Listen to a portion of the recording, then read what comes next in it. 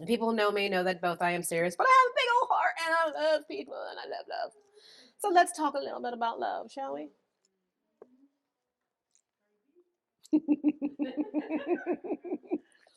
Oh,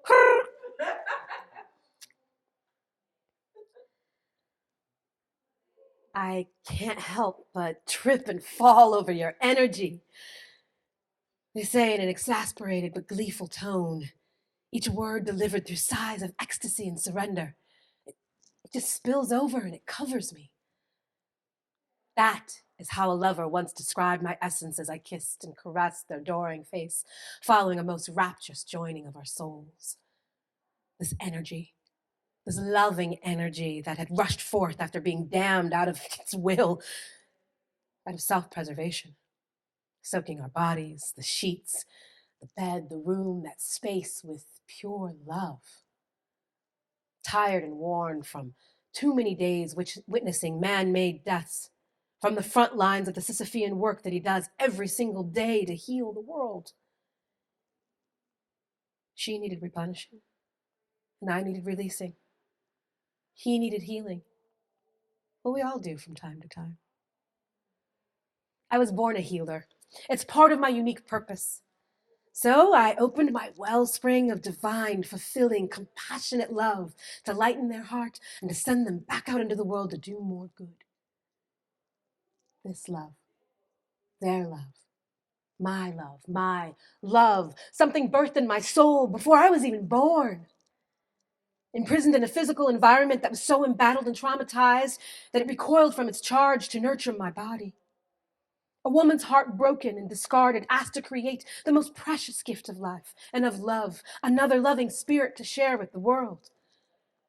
Her body would struggle to care for the delicate child within, and the pain of the world would invade the protection of the womb and seek to destroy me.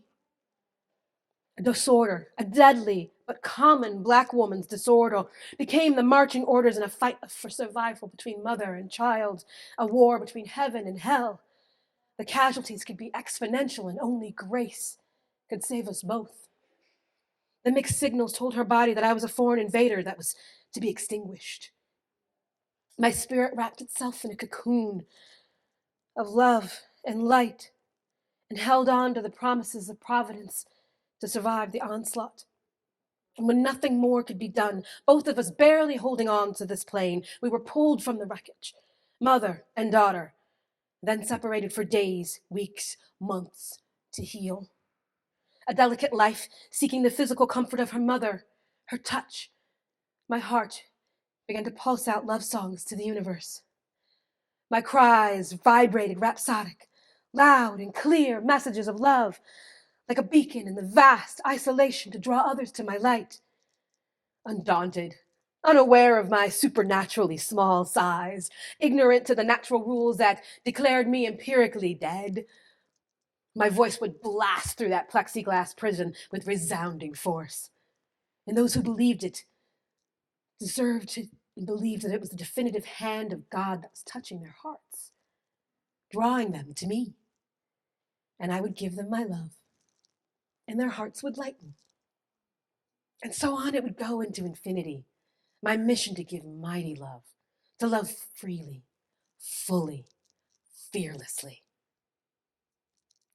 I love you, I would say to the nurse as she wrapped the scraps of fabric and napkins to swaddle my minuscule body.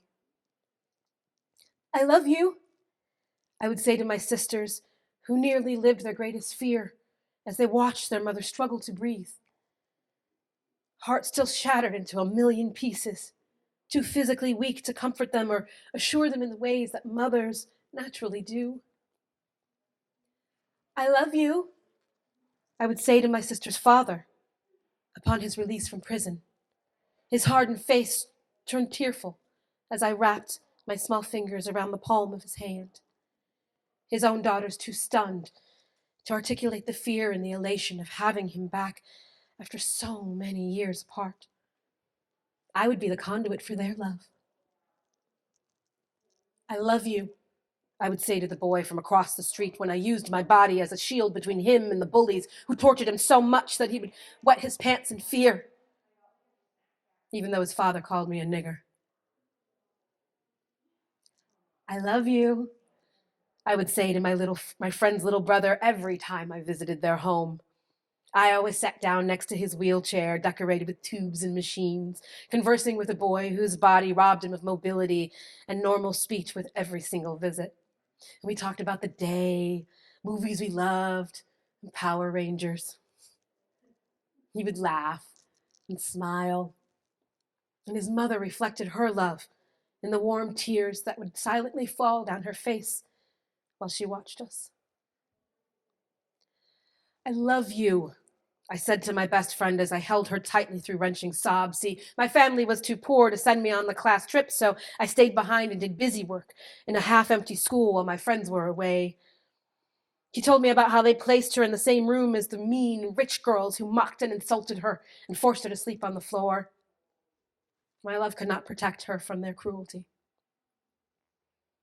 I love you, I said to my mother as I mopped her sweat-soaked brow. Once again, death would call her name, but I cared for her through my fears and the painful battles with my sisters, who still carried the ghosts of those childhood nightmares of losing her and directed their tears at me. She would pull through. That divine love would save her. I love you, I shouted as I waved goodbye to my ex. His deep, dark, unrelenting depression robbed him of his life, his ability to love me and to see me. And see, I gave my love in a million ways, hoping that this love would make a connection, would overcome the ever-present adversity that obscured and destroyed our love. I was spent, I was depleted, and I was undone. To love him, I needed him to find his own path. To love myself, I needed him to love me enough to let him go. I love you, I whispered to our friend as he lay on his deathbed. Family too distraught to function, bereaved at the mere thought of his impending departure. Calm and steady, I convinced him to accept the life-giving tube and to carry on until he was ready to don his angelic wings. He would steal another 3 Christmases and birthdays, long enough to ensure that his daughter's eyes would be the final vision that he carried with him into heaven. I would repeat these words to my granddaddy during our final telephone conversation. I let him know that our love was eternal and that it would be okay to rest and to be free of pain. We would all be okay. I promised him. We would never stop loving one another. I never fear loving or telling others that I love them because it is infinite energy, transferable energy, the natural order.